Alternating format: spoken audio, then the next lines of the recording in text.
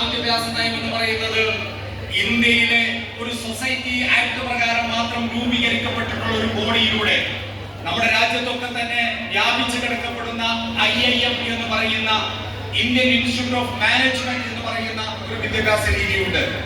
ആ വിദ്യാഭ്യാസ രീതിയിൽ കൃത്യമായി നമുക്കൊക്കെ തന്നെ ഒരു ബിസിനസ് മാനേജ്മെന്റ് പഠിക്കണമെങ്കിൽ അവരുടെ പഠനം അല്ലെങ്കിൽ അവരുടെ പുസ്തകം എന്നതിനേക്കാൾ അപ്പുറത്തേക്ക് അവർ ഏറ്റെടുക്കപ്പെടുന്ന ഏതെങ്കിലും ഒരു മേഖലയിലെ ഒരു ബിസിനസ്സിലെ അതിന്റെ കൃത്യമായിട്ടുള്ള അളവുകൾ, അതിന്റെ കൃത്യമായിട്ടുള്ള പഠനം നടത്തി അതിന്റെ കൃത്യമായ സ്ട്രെങ്തും വീക്ക്നെസ്സും ത്രെഡ്സും ഓപ്പർച്യൂണിറ്റീസും മാത്രം കണ്ടെത്തിക്കൊണ്ട് അതിലൂടെ അവരുടെ ആ ബിസിനസ്സിനെ അനലൈസ് ചെയ്യപ്പെടുന്ന ഒരു വിദ്യാഭ്യാസ രീതി നമ്മുടെ ഇന്ത്യ രാജ്യത്തുമുണ്ട്. പക്ഷേ അതൊരു പക്ഷേ നാട്ടിലെ എല്ലാവർക്കും അറിയണമെന്നില്ല.